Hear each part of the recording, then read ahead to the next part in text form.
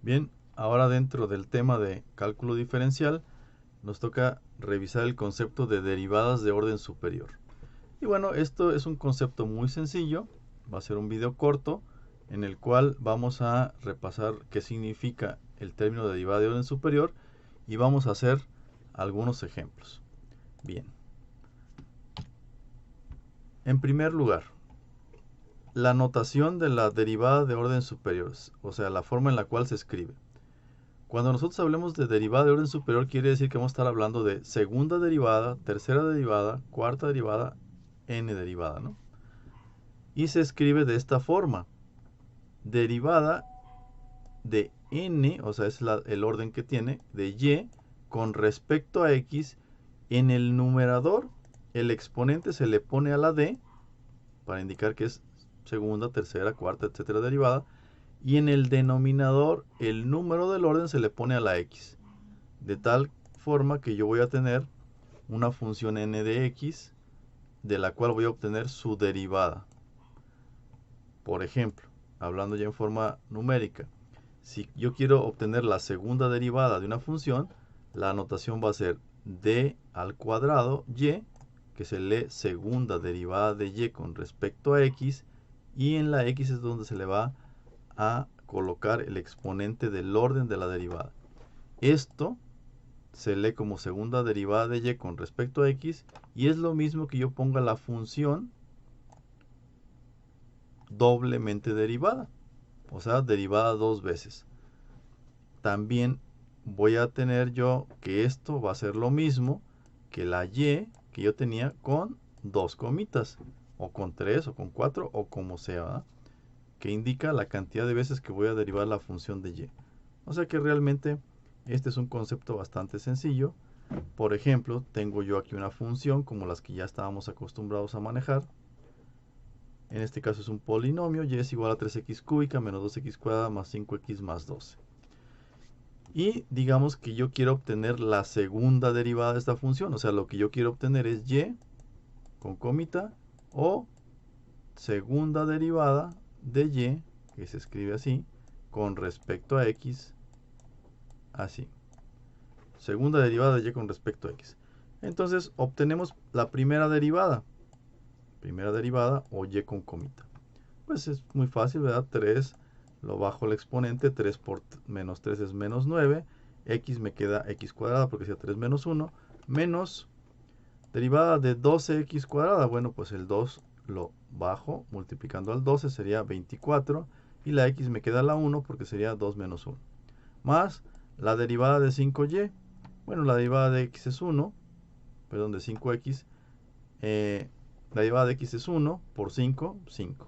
Y la derivada de un número de 12 es 0. Por lo tanto, ya no lo pongo en el resultado. Entonces aquí tengo la primera derivada. Para sacar la segunda derivada, simplemente vuelvo a derivar esta función. Segunda derivada sería segunda derivada de y con respecto a x, o y con dos comitas. Sería la derivada del primer término, derivada de menos 9x cuadrada. Bueno, pues bajo el exponente, 2 por menos 9 sería menos 18, x a la 1 porque sería la 2 menos 1 a la 1. Luego, menos la derivada de 24x. Bueno, la derivada de 24x es constante por una variable, la constante 24, y la derivada de x es 1 por 24, 24. Quiere decir que la segunda derivada de esta función es menos 18x menos 24.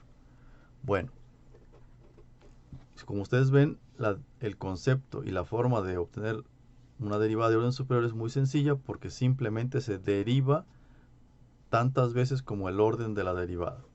Y vamos a aplicar las mismas fórmulas que ya vimos para derivada, las mismas. Si fuera u por b, u sobre b, seno, coseno, tangente, cualquier función, lo derivamos de acuerdo a las fórmulas que ya tenemos, tantas veces como la derivada nos indique. Si es la segunda derivada, pues sería 2 veces, la tercera 3 y así. Este concepto también lo vamos a necesitar para ver lo que es las aplicaciones. Y el orden de las derivadas lo vamos a necesitar para ver este concepto de punto crítico o máximos y mínimos de una función. Nosotros ya vimos que cuando teníamos funciones, bueno, pues las funciones pueden tener diferente comportamiento, ¿eh? Puede ser que una función tenga máximos, tenga mínimos, tenga partes donde es ascendente, otras donde es descendente, etc.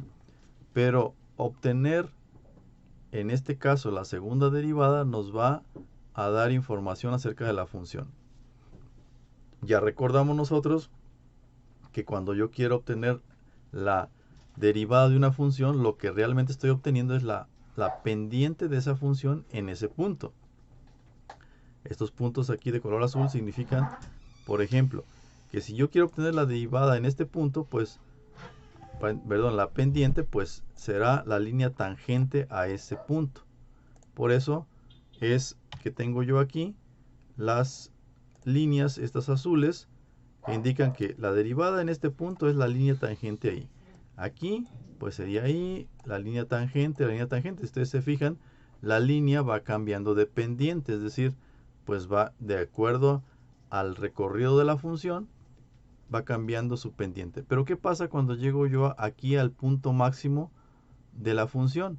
Su pendiente, si ustedes se fijan, es la línea tangente a ese punto, que es prácticamente una línea horizontal. Quiere decir que en ese punto su pendiente es 0. Entonces, si su pendiente es 0, en ese punto tenemos un máximo. Y va a pasar lo mismo cuando la función tenga un mínimo. Imagínense que si fuera al revés la función, tengo yo el mínimo aquí abajo, la línea tangente a ese punto va a ser una línea horizontal cuya pendiente es 0. Entonces quiere decir que si yo igualo la segunda derivada de una función, la igualo a 0, entonces voy a tener en ese punto el punto máximo o el punto mínimo. Y entonces, para saber yo si ese punto que estoy obteniendo como un punto crítico, un máximo o un mínimo, ¿cómo sé si es un máximo o es un mínimo? Bueno, cuando el valor de la segunda derivada sea un valor negativo, voy a tener yo un máximo. Si tengo un valor positivo de la segunda derivada, entonces quiere decir que en ese punto donde la pendiente es 0, tengo un mínimo de la función. Esto se puede obtener a partir de funciones que nosotros derivemos. Yo en este caso les voy a dejar algunos videos en los que se puede calcular la segunda derivada, que ya vimos cómo se hacía, y luego obtener o conocer el máximo o el mínimo de acuerdo a estos criterios. Negativo sería máximo y positivo sería mínimo. Eso quiere decir entonces que, como ya les mencioné, una función puede tener secciones o periodos donde sea decreciente o sea creciente, pero donde tiene un mínimo, allí su pendiente es 0, porque la línea tangente tendría pendiente 0. Lo mismo que en el máximo, como en este caso, y entonces ahí en ese punto su pendiente es 0 y tendríamos un mínimo o un máximo de acuerdo a este criterio. Cuando el valor sea negativo sería máximo, cuando sea positivo sería mínimo. Aquí no voy a hacer ningún ejercicio de eso, les voy a dejar unos videos sobre cómo se calcula, porque realmente solamente voy a aplicar el concepto para usarlo en lo que es aplicaciones de la derivada a problemas prácticos. ¿Ok?